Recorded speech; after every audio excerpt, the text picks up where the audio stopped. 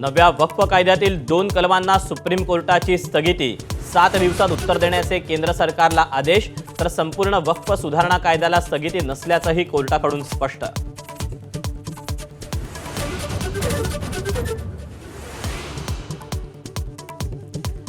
धनंजय मुंडेंनी सार्वजनिक कार्यक्रमात जाणं पुन्हा टाळलं.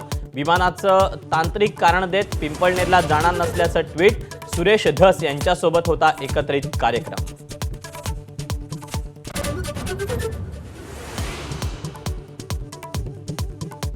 फडणवीसांची चाकरी करा अन्यथा सरकारमधून बाहेर पडा. अमित शहांनी एकनाथ शिंदेंना तंबी दिल्याचा संजय राऊतांचा दावा, तर खोटं बोलण्याची लिमिट असते, संजय शिरसाट यांचं प्रत्युत्तर.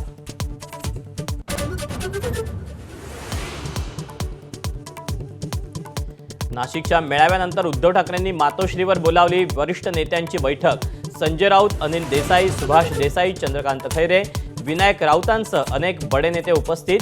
महापालिका निवडणुका आणि संघटना बैठकीच्या अजेंड्यावर.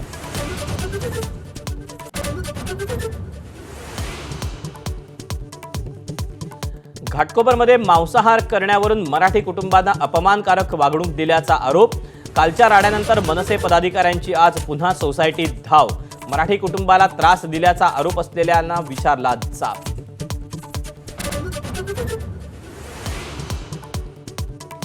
पाणी प्रश्नासाठी अकोल्यात ठाकरेंच्या शिवसेनेची महापालिकेत तोडफोड.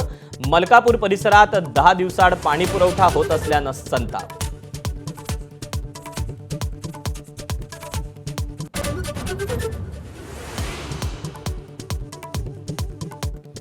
शक्तीपीठ महामार्गाला विरोध करणाऱ्या शिक्षक गिरीश फोंडेंवरील कारवाई विरोधात कोल्हापुरात आंदोलन.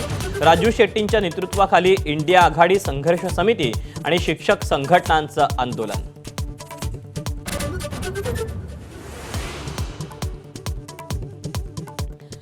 मुंबईतील वांद्रे परिसरात ठाकरेंच्या शिवसेनेचा हंडा मोर्चा. पाणी टंचाई आणि गढूळ पाण्याचा पुरवठा होत असल्यानं मनपा वॉर्डवर धडक.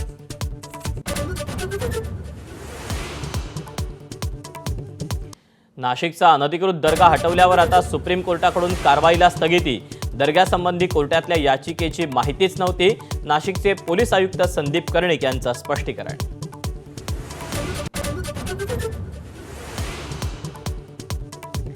श्रीगोंद्यातील संत शेख महम्मद महाराजांच्या मंदिर जीर्णोद्धारावरून वाद.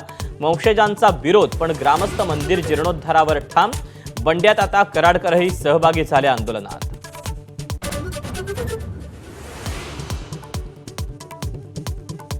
राज्यात पहिलीपासून हिंदी भाषा सक्तीची.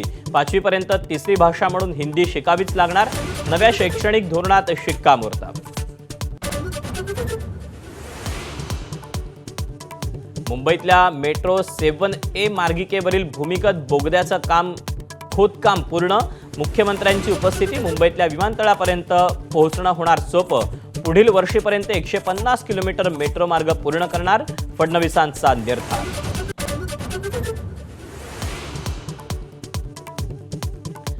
बुलढाण्यातील केस गळती प्रकरणाला गंभीर वळण.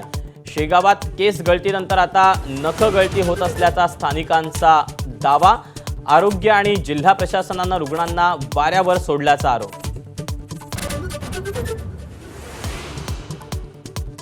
ठाण्यातल्या वीरा भाईंदरमध्ये 22 कोटी रुपयांचं कोकेन जप्त.